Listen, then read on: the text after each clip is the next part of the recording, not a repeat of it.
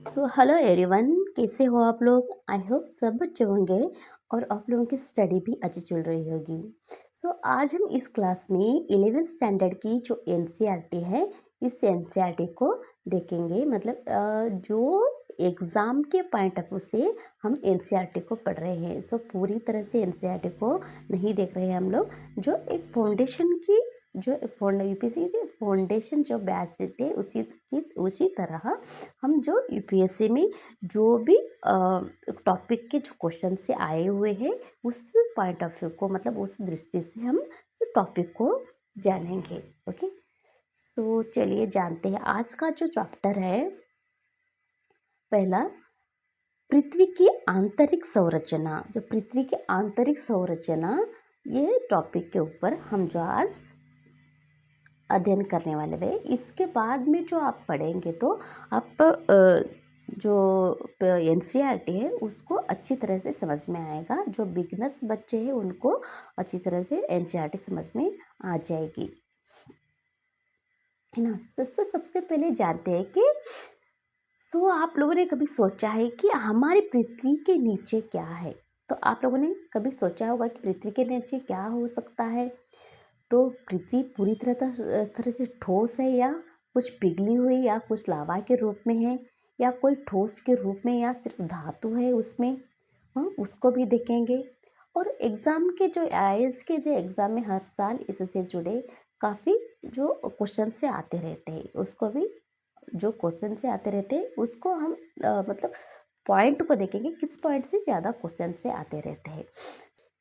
जैसे कि आप लोगों ने जाना होगा कि भूगोल में, भूगोल जो विषय है इस विषय में हम दो तरह के यूपीएससी पे पढ़ते हैं। जैसे कि एक होता है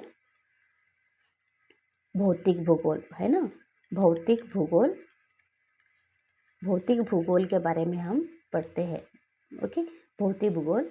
और दूसरा जो होता है, और एक भाग होता है इसमें, जो मानव भूगोल। ओके, मानव, दूसरा है मानव भूगोल, है ना, ह्यूमन ज्योग्राफी कहते हैं, right? मानव भूगोल। तो भौतिक भूगोल में हम पढ़ेंगे इसमें क्या क्या पढ़ सकते हैं भौतिक भूगोल में। जैसे कि पर्वत, पठार, मैदान, पर्वत, पठार, मैदान। और जैसे मतलब इस जो सॉलिड है, मतलब जो ठोस, मतलब पृथ्वी पर हम देखते हैं, वो जो फिजिकली, ओके, पृथ्वी पर जो फिजिकली हमको जो दिखा जाता है, उनके बारे में हम जो भौतिक भूगोल में पढ़ते हैं। और मानव भूगोल मतलब इकोनॉमिक, जनसंख्या, है ना, जो अर्थशास्त्र, मानव अर्थशास्त्र और जनसंख्या, जनसंख्या, जनसंख्या। और इस तरह के जो बहुत सारे जो घनत्व, जनसंख्या घनत्व के बारे में पढ़ेंगे। और अर्थशास्त्र और एग्रीकल्चर, है ना, एग्रीकल्चर, इसके बारे में हम मानव भूगोल में पढ़ते हैं, है ना। तो हमारी पृथ्वी केवल एक ठोस गोला नहीं है। आप जानते हैं एक ठोस गोला नहीं है, इसके काफ़ी जो मतलब पृथ्वी के जो परतें हैं, ओके, इस परत से जो आप ऑनियन देखते हैं ना, जो ऑनियन के कितने सारे लेयर्स रहते हैं, ओके, कितने सारे लेयर्स से ये ऑनियन बनता है ना। जिस तरह ऑनियन के जो लेयर्स है, उसी तरह पृथ्वी की भी जो लेयर्स है ना, पृथ्वी की जो परतें हैं। तो परतों का एक जटिल संग्रह होता है पृथ्वी। प्रत्येक की अपनी अनूठी विशेषताएं हैं। लगभग 6371 किलोमीटर की कुल गहराई तक फैली है ये लेयर से, जो है ये परतें आप देख रहे हैं यहाँ पर। ओके, ये लेयर से जो है, ये कुल जो मतलब लगभग 6371 किलोमीटर तक की ये लहरें फैली हुई है। इसकी आंतरिक संरचना हमें सदियों से मोहित, जो आंतरिक हम जो संरचना है, या आज हम ऐसे ही संदेहों से आज हम दूर होने वाले हैं। मतलब जो पृथ्वी की आंतरिक संरचना को हम जानेंगे। ओके, सो चलिए चलते हैं कि पहले जो इस लेयर्स को देख लेंगे। जो लेयर्स है, जब सबसे पहले जो ऊपरी लेयर्स है, इसको क्या कहेंगे? क्रस्ट, मतलब भूपरपट्टी या परपड़ी भी कहा जाता है। भूपरपट्टी या परपड़ी भी कहा जाता है। जो सरफेस, मतलब पृथ्वी की सबसे ऊपरी लेयर को क्रस्ट कहा जाता है ना। तो उसके नीचे का जो लेयर है, मतलब क्रस्ट के ठीक नीचे का जो लेयर है, जो रेड का दिख रहा है ना, रेड कलर का, इसको मेंटल कहा जाता है। इस लेयर को कहा जाता है मेंटल। उसके बीच में जो लेयर है उसको जो है कोर कहा जाता है ना, कोर।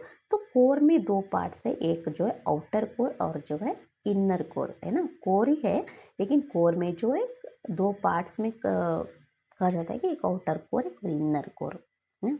और मेंटल में भी दो पार्ट्स है, जैसे कि आउटर मेंटल और इनर मेंटल, है ना। सो यहाँ पर जो है इनर मेंटल और आउटर मेंटल, ये जो है सॉरी इनर मेंटल और जो है आउटर कोर, ये दोनों भाग है यहाँ का। ये भाग, इस लेयर को, ये लेयर जो है ये पृथ्वी का एक एक एक भाग है जो सिर्फ क्या है, इस लेयर में जो है इस परत में सिर्फ लिक्विड है। पृथ्वी का एक एक एक परत है जो आउटर कोर या मेंटल का, आउटर कोर और मेंटल का इनर मेंटल जो कहते हैं ना, इस परत का भाग को, जो आउटर कोर है ना जी, ये पूरी तरह से लिक्विड के फॉर्म में है। ओके, सो ये जान लिया ना कि। तो चलिए जानते हैं पृथ्वी की परतें, जैसे कि क्रस्ट। यह सबसे बाहरी और सबसे पतली परत है पृथ्वी की, जो सबसे पृथ्वी को जो सबसे, मैं यहाँ पर ड्रॉ कर देती हूँ थोड़ी सी। पृथ्वी की जो लेयर है, सबसे ऊपरी परत, ये क्या है, क्रस्ट है ना। ये परत को क्या कहते हैं, क्रस्ट। परपटी या पड़पड़ी भी कहा जाता है, परपटी भी कहा जाता है। ये सबसे ऊपरी लेयर है ना। ये सबसे ऊपरी लेयर, ये पतली भी रहती है और जो है इस पर जो हम रहते हैं, क्रस्ट को किसे कहेंगे, इस पर हम जो मानव वास करते हैं, जीव जंतु। सो बहुत सारे जीव जंतु यहाँ पर वास करते हैं, जैसे पर्वत, पठार, मैदान हमें देखने को मिलता है इसी लेयर पे। इसे क्या कहेंगे, क्रस्ट कहेंगे। यह दो प्रकारों की होती है। ये क्रस्ट जो है ये दो प्रकारों की होती है, जैसे कि महाद्वीपीय क्रस्ट और जो है महासागरीय क्रस्ट, है ना। पृथ्वी पर जिस मतलब जो पर्वत, पठार, मैदान हम जो देखते हैं और ज़मीन दिखाई देती है, वह जो है महाद्वीपीय क्रस्ट कहते हैं उनको। और जहाँ पर हमें ओशियंस दिखाई देते, मतलब जहाँ पर हमें समुद्र दिखाई देता है, वह जो है महासागरीय क्रस्ट, है ना। महासागरीय महासागरीय क्रस्ट, महासागरीय क्रस्ट जो वो समुद्र के नीचे जो हमें क्रस्ट दिखता है, मतलब जमीन दिखती है, उसको महासागरीय क्रस्ट कहा जाता है। और पर्वत, पठार, मैदान और जो जीव जंतु हम जो पृथ्वी पर वास करते सरफेस पे, उन्हें महाद्वीपीय क्रस्ट, दो भागों में महाद्वीपीय क्रस्ट, है ना, महाद्वीपीय क्रस्ट। सो जान लिया ना। सो पहले जो सरफेस है उसमें जो दो भाग किया हुआ है, ओके, दो भागों में डिवाइड है। तो क्रस्ट, एक जो है महाद्वीपीय क्रस्ट और जो है महासागरीय क्रस्ट रहेगा ना। तो एक महासागरीय और एक महाद्वीपीय क्रस्ट, क्रस्ट में दो पार्ट्स है। सो दूसरा आता है मेंटल। तो इसके नीचे जो आता है वो क्या है, मेंटल, है ना। इसके नीचे क्रस्ट है, वो क्रस्ट की जो लेयर है, इस लेयर के ठीक नीचे आता है मेंटल। हाँ, ठीक नीचे ये स्थित है। यह पृथ्वी का सबसे बड़ा हिस्सा है। मेंटल क्या है, पृथ्वी का सबसे बड़ा हिस्सा। ये जो मेंटल है ये मुख्य रूप से सिलिकेट चट्टानों से बना है। किस चट्टानों से बना है, सिलिकेट चट्टानों से बना है, सिलिकेट चट्टानों से बना है मेंटल। तो ये पृथ्वी के सबसे बड़ा हिस्सा होता है मेंटल। सो उसके बाद में आता है कोर, है ना। उसके बाद में आता है कोर। पृथ्वी का जो केंद्र भाग को क्या कहते हैं, कोर कहा जाता है।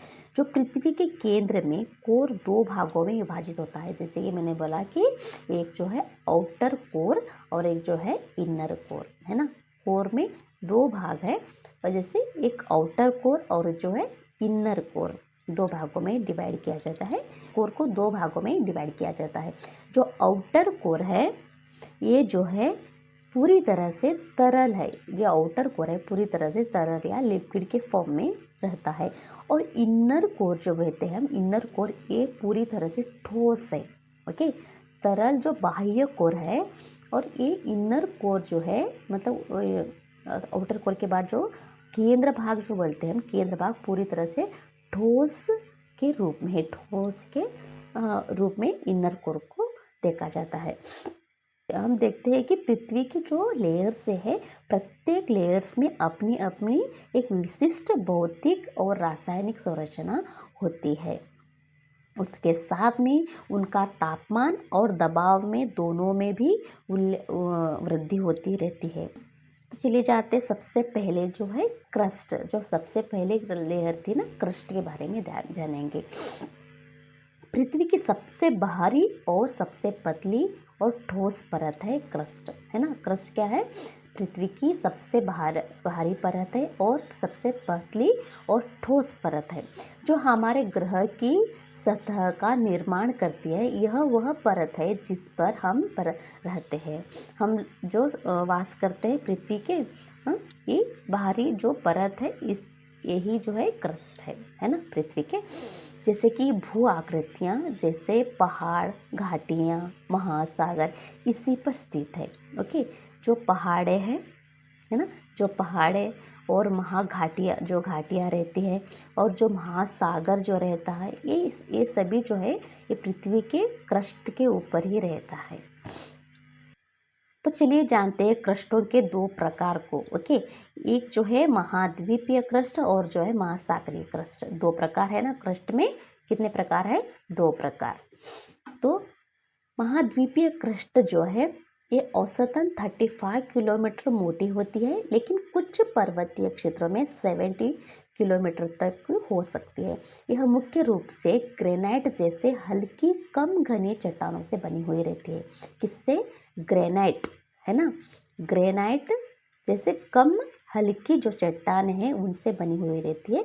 औसतन 30 लेकर 35 नहीं, औसत 30 से 75 किलोमीटर तक इसे देखा जा सकता है। इस क्रस्ट की मोटाई जो है, इस क्रस्ट की मोटाई को कितने किलोमीटर तक? 30 से 70 किलोमीटर तक हम मोटाई को देखा जा सकता है। और ये सबसे जो महाद्वीपों के ठीक नीचे की परत रहती है, ठीक नीचे की जो एक ठीक नीचे ये पाई जाती है। और इसकी मोटाई देख लिया ना, 30 से 70 किलोमीटर तक इसकी मोटाई रहती है। ये मुख्य रूप से ग्रेनाइट कहाँ देखने को मिलते हैं? क्रस्ट में। ये याद रखना है, ग्रेनाइट कहाँ पाई जाती है? क्रस्ट में। ओके, क्रस्ट में जो है ग्रेनाइट को पाए जाते हैं। ये हल्के और ये हल्के कम घने वाले चट्टाने रहते हैं। एक ग्रेनाइट जो है हल्के और कम घने वाले चट्टाने रहते हैं। और ये तो हो गए महाद्वीपीय क्रस्ट के बारे में। और जो महासागरीय क्रस्ट जो है, यह सागरों के नीचे स्थित है। जो सागर हमें ओशियंस देखने को मिलते हैं, उनके ठीक नीचे ये महासागरीय क्रस्ट देखने को मिलते हैं। ये जो है बहुत पतली, और जिनकी औसत मोटाई जो है 7 किलोमीटर से मुख्य रूप से होती है। इनकी औसत मोटाई जो 7 किलोमीटर होती है। यह मुख्य रूप से बेसाल्ट जैसी घनी ज्वालामुखीय चट्टानों से बनी हुई होती है। सो बेसाल्ट से। ओके, तो चलिए इनमें हम क्या क्या याद रख सकते हैं। जो है आपको ड्रॉ बना लेना है इस तरह से। ये ऊपर क्रस्ट जो है, क्रस्ट का भाग है ना, एक जो है क्रस्ट है। और इसमें जो है क्रस्ट में 2 पार्ट्स है। क्रस्ट में क्या है? 2 पार्ट्स है। एक जो है महाद्वीपीय क्रस्ट, और दूसरा जो है महासागरीय क्रस्ट।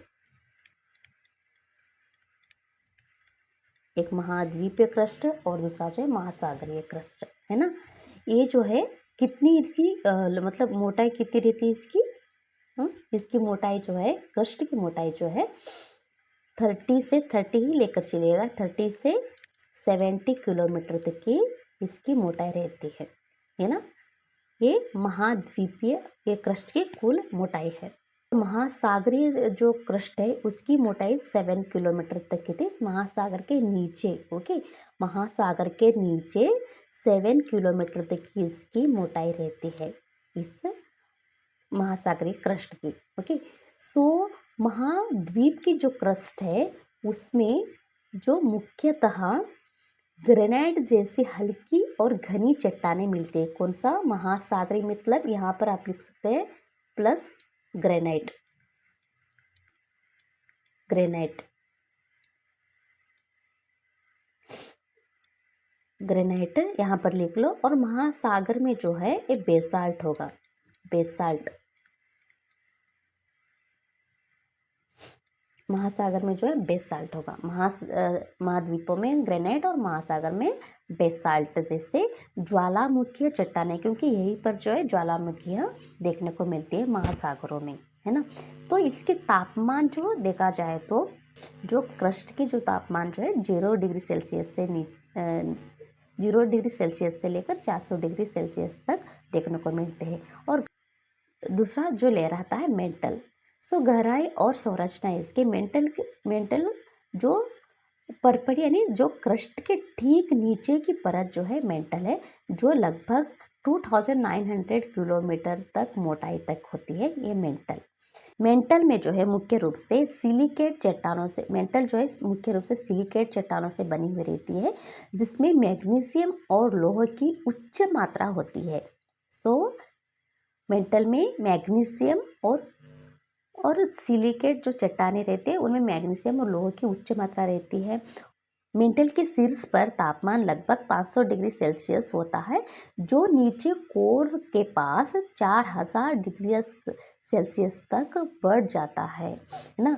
कोर है ना, जो पृथ्वी की कोर है, जो केंद्र था, उस कोर तक जो है मेंटल का जो तापमान है वो 4000 डिग्री सेल्सियस तक बढ़ जाता है। इसका घनत्व जो 3.3 से आप देख सकते हैं इसका घनत्व कितना ज़्यादा घनत्व है मेंटल का। तो चलिए एस्थेनोस्फीयर क्या है? मेंटल का ऊपरी भाग जिसे एस्थेनोस्फीयर कहा जाता है। मेंटल का जो ऊपरी भाग मतलब क्रस्ट को क्या कहा जाता है? जो एस्थेनोस्फीयर कहा जाता है, जहाँ चट्टानें इतनी गर्म होती है कि वे धीरे धीरे बह सकती है, जिससे प्लेट टेक्टोनिक की गति संभव होती है। जो चट्टानें इतनी गर्म होती है, जो मेंटल की जो चट्टानें इतनी गर्म होती है, जो धीरे धीरे बह सकती है। ये चट्टानें जो है धीरे धीरे बह सकती है, मतलब ये आगे बढ़ सकती है, मूव कर सकती है, जिससे प्लेट टेक्टोनिक की गति संभव होती है ना। सो चलिए जानते हैं नेक्स्ट कोर के बारे में। कोर क्या है? कोर एक तरल चुंबक है। ओके, कोर एक क्या है? तरल चुंबक है। जो इनर कोर है पूरी तरह से ठोस रहता है, और आउटर कोर जो है वो पूरी तरह से तरल रहता है ना। बाह्य कोर मतलब जो आउटर कोर, बाह्य कोर के नीचे स्थित एक महत्वपूर्ण परत है। कि बाह्य कोर के नीचे एक महत्वपूर्ण परत को हम क्या कहते हैं? कोर कहते हैं, जो लगभग 2200 किलोमीटर मोटी होती है। यह अपनी तरल अवस्था के लिए अद्वितीय है। ये जो अपनी तरल अवस्था के लिए अद्वितीय मतलब जो आउटर कोर है ये सिर्फ पूरे पृथ्वी की एक भाग है जो तरल के फॉर्म में रहती है, तरल रूप में रहती है। जो पृथ्वी की आंतरिक परतों में एकमात्र तरल परत है ये। जो आपको क्वेश्चन आया तो अगर प्रीलिम्स में हो या ऑप्शन में दिया होगा तो पृथ्वी का एक जो परत है जो लिक्विड फॉर्म में रहती है, तो वो है आउटर कोर, है ना। तो संरचना इसकी जो मुख्य रूप से पिघले हुए लोहे से रहती है, जो लगभग 85% रहता है इसका संरचना। देखो आप पिघले हुए लोहा कितना रहता है इसमें? लगभग 85%। और निकेल जो है लगभग 5% रहता है ना। 5% से बना हुआ रहता है, जिसमें सल्फर और ऑक्सीजन जैसे अन्य हल्के तत्वों की थोड़ी मात्रा भी शामिल होती है। और तापमान देखो यहाँ पर 4400 डिग्री सेल्सियस से लेकर 6100 डिग्री तक हो सकता है, जो सूर्य की सतह के करीब है। जो सूर्य की सतह का जो करीब का तापमान है, उतना तापमान हम जो बाह्य कोर में देखने को मिलते हैं, बाह्य कोर में देखने। इसलिए तो वहाँ का जो चीज़ें हैं, जो भी जो ठोस रूप में जो लेयर से है, वो सभी पिघले हुए देखने को मिलते हैं, पिघले हुए फॉर्म में रहते हैं। जो सभी जो है लिक्विड फॉर्म में रहते हैं, क्योंकि उनका तापमान 4400 डिग्री से लेकर 6100 डिग्री सेल्सियस तक रहता है। करीब सूर्य की सतह तक करीब करीब जाने से हमें जो तापमान देखने को मिलता है, जो महसूस होता है, उतना तापमान पृथ्वी के बाह्य कोर या आउटर कोर में देखने को मिलता है। Is it clear? So next इसका घनत्व को भी देख लो, जो कितना घनत्व है इसका, है ना। इसका घनत्व जो है 9.9 से लेकर 12.2 ग्राम पर सेमी क्यूब तक देखने को मिलता है। तो पृथ्वी का जो चुंबकीय क्षेत्र है उसका निर्माण कैसे होता है? चुंबकीय मतलब जो पृथ्वी के जो ग्रेविटेशनल कहते हैं ना, वो चुंबकीय लेयर का जो इस तरह का रहती है ना लेयर्स, चुंबकीय क्षेत्र, इसका निर्माण कैसा होता है? इसका पृथ्वी के चुंबकीय क्षेत्र का निर्माण कैसे होता है? जैसे कि बाह्य कोर के भीतर पिघले हुए लोह और निकेल का संवहन जो है पृथ्वी के चुंबकीय क्षेत्र का निर्माण करता है। यह चुंबकीय क्षेत्र हमें हानिकारक, ये चुंबकीय क्षेत्र जो है ब्रह्मांड से हमें जो हानिकारक सौर हवाएं आती है, मतलब सूर्य से जो हवाएं आती है, विकिरण, हानिकारक जो विकिरण पृथ्वी पर आती है, उनसे बचाते हैं ये चुंबकीय क्षेत्र। चुंबकीय क्षेत्र मतलब पृथ्वी को कवर करती है, प्रोटेक्ट करती है पृथ्वी को इन हानिकारक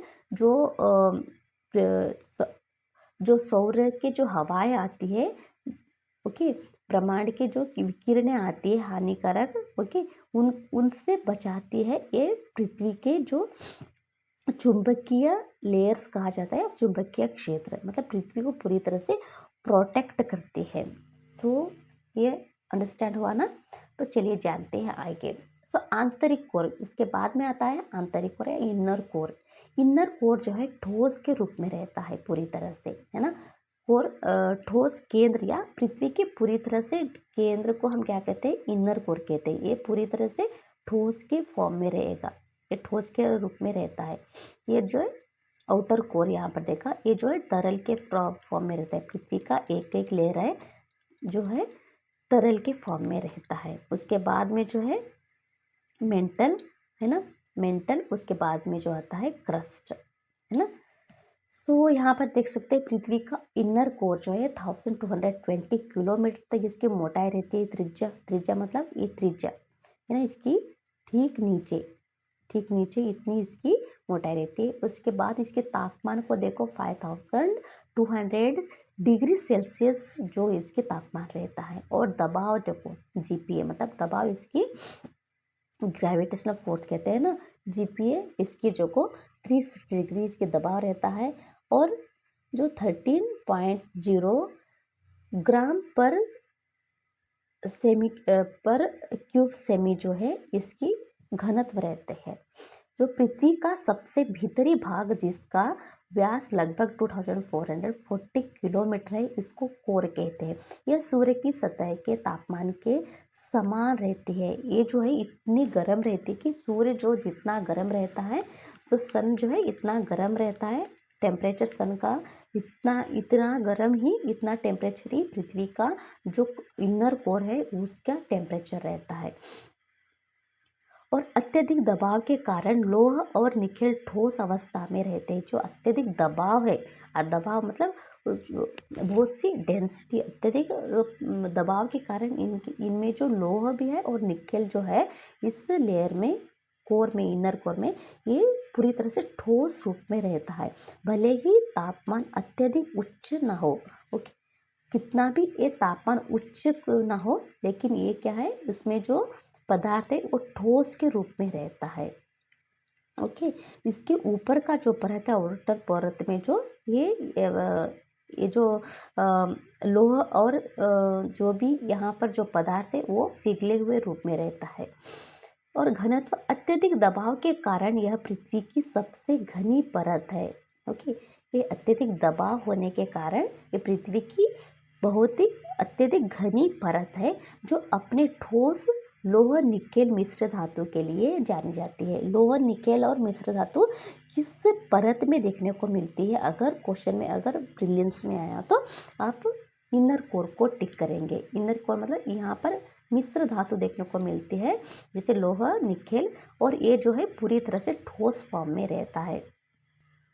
तो चलिए जानते हैं कि पृथ्वी की आंतरिक संरचना की जानकारी हमें कहाँ से मिलती है? तो ये जानकारी हमें किसके से कहाँ से मिलती है कि पृथ्वी की आंतरिक जो पृथ्वी के अंदर क्या-क्या है, ये हमें कहाँ से इसके बारे में जानकारी मिलती है? जैसे हम बाह्य मतलब जो हम अंतरिक्ष में देखते हैं, जो बहुत सारे रॉकेट्स हो, बहुत सारे जो हमें मतलब सैटेलाइट को हम भेज के अंतरिक्ष के बारे में हम जानकारी पाते हैं, लेकिन पृथ्वी के अंदर की जो जानकारी हमें कहाँ से मिलती है? पृथ्वी के जो अंदर की जानकारी जो है हमें कहाँ से मिलती है? जैसे कि फर्स्ट वन जो है एविडेंस मिलता है, इनडायरेक्ट एविडेंस मिलता है हमें, और जो दूसरा जो है डायरेक्ट एविडेंस मिलता है ना? इनडायरेक्ट एविडेंस कैसे? जैसे कि भूकंपीय तरंगे और ज्वालामुखी विस्फोट और जो खनिजों का विश्लेषण। सेस्मिक जो वेव्स है, भूकंपीय तरंगे मतलब जो सेस्मिक वेव्स है, जैसे कि पी और एस वेव्स निकलती है,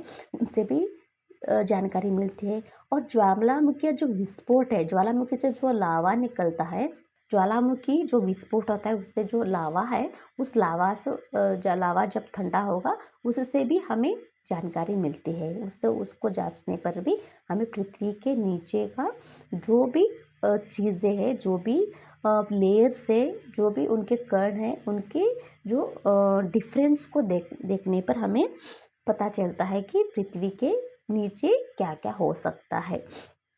और खनिजों का विश्लेषण, जो जो पी तरंगे है, ये ठोस और तरल दोनों में भी, तरल और गैस, और जो है गैस, इन दोनों तीनों के फॉर्म में, तीनों लेयर्स में भी ये पास हो सकती है, मतलब फ्लो कर सकती है। ये पी लेयर्स कहते हैं, पी तरंगे कहते हैं। पी तरंगे ठोस में भी और तरल में भी और गैस के फॉर्म में भी हो, ये क्या कहते हैं, फ्लो कर सकती है। और जो यस तरंगे जो है, ये सिर्फ ठोस में ही क्या कर सकती है, फ्लो हो सकती है, सिर्फ ठोस में। और ये क्या है, हानिकारक रहती है। ये हानिकारक तरंगे हैं जो एस तरंगे, क्योंकि इनसे जो है बहुत सारी हानि होती है, मतलब जो पृथ्वी पे ये ठोस फॉर्म में आती है, जो बहुत सारे एस तरंगे जो है पृथ्वी पर बहुत सारे तबाही मचा सकती है। तो प्रयोगशाला जो हमें पृथ्वी के नीचे के जो चीज़ें हैं उनके बारे में हम रिसर्च जो करते हैं, उनके लिए ये हमें उपयोग है। जो पृथ्वी के चुंबकीय क्षेत्र बाह्य कोर में पिघले हुए लोह से संचलन से उत्पन्न होता है। इस क्षेत्र को अध्ययन करने में इस इस क्षेत्र का अध्ययन करने में बाह्य कोर की तरल अवस्था और उसकी गति की बारे में महत्वपूर्ण जानकारी देता है, बल्कि यह हमारे ग्रह पर होने वाली कई महत्वपूर्ण घटनाओं को समझने के लिए आवश्यक है। ये पृथ्वी के बारे में, आंतरिक जो घटना है उनके बारे में समझना इतना ही काफ़ी नहीं है, ये कई सारे घटनाओं के बारे में समझने के लिए हमें इसके बारे में अध्ययन करना ज़रूरी होता है। जैसे कि प्लेट टेक्टोनिक्स, जैसे कि मेंटल में संवहन धाराएं जो है महाद्वीप प्लेटों की गति का कारण बनती है। महाद्वीप की जो प्लेटें हैं उनकी गति का कारण बनती है। मेंटल के संवहन की जो धाराएं हैं वे जो है उसकी गति का कारण बनती है। जैसे पर्वत निर्माण, ज्वालामुखी और भूकंप जैसी घटनाएं होती है, जो प्लेट टेक्टोनिक्स से इसे क्या कहते हैं, प्लेट टेक्टोनिक्स कहते हैं। और ज्वालामुखीय गतिविधि और भूकंप, जैसे कि आंतरिक परतों के भीतर दबाव और गर्म के कारण ये प्राकृतिक घटनाएं घटती है। ज्वालामुखी गतिविधि और भूकंप कैसे होता है? जैसे कि आंतरिक परतों के भीतर दबाव और गर्म के कारण ये प्राकृतिक घटनाएं हमें देखने को मिलते हैं। और पृथ्वी के चुंबकीय क्षेत्र का महत्व क्या है? जैसे बाह्य कोर द्वारा उत्पन्न चुंबकीय क्षेत्र हमें हानिकारक सौर हवाओं और ब्रह्मांडीय विकिरण से बचाता है, जिससे पृथ्वी पर जीवन संभव हो पाता है। तो चलिए जानते हैं आगे। तो पृथ्वी की जो यूपीएससी में अक्सर पूछे जाते हैं सवाल, जैसे कि एस वेव किस माध्यम से नहीं गुजर सकती। ओके, एस वेव किस माध्यम से नहीं गुजर सकती? ये जो है तरल माध्यम से नहीं गुजर सकती। यस जो है ठोस माध्यम से गुजर सकती है, लेकिन ये तरल पदार्थ से नहीं गुजर सकती। कई बार क्वेश्चन आया हुआ है इस पार्ट से। भूकंपीय तरंगों के माध्यम से पृथ्वी की आंतरिक रचना को कैसे जाना गया है? ओके, सो इस क्वेश्चन का आप आंसर लिख सकते हो मेंस के लिए। ओके, तो चलिए क्विक समरी कर लेते हैं। जैसे कि क्रस्ट, पृथ्वी जो है, पृथ्वी की तो 3 परतें हैं, जैसे कि क्रस्ट, मेंटर और कोर, है ना। कोर में 2 भाग है, जैसे कि आउटर कोर और इनर कोर। आउटर कोर जो है लिक्विड फॉर्म में रहता है और इनर कोर जो है सॉलिड फॉर्म में रहता है। और एस वेव जो है ओनली वन जो है सॉलिड फॉर्म में ही ये फ्लो कर सकते हैं, एस वेव। और मोस्ट डाटा जो है इनडायरेक्ट सोर्स से हमें मिलता है। ओके, ये आपका नोट्स बनाने का ट्रिक है। ओके, जैसे कि इनडायरेक्ट सोर्स कौन कौन से आप फॉर एग्जांपल लिख सकते हैं यहाँ पर, है ना। और वेव्स के बारे में, यस वेव्स के बारे में थोड़ी सी आप यहाँ पर लिख सकते हो आप चाहो तो, नहीं तो आप अंडरस्टैंड हो गया हो तो ये काफ़ी है नोट्स बनाने के लिए, है ना। तो चलिए, और जो क्विज MCQ, जैसे कि एस वेव ट्रैवल्स थ्रू, कौन से जो फॉर्म ट्रैवल्स करती है ये एस वेव?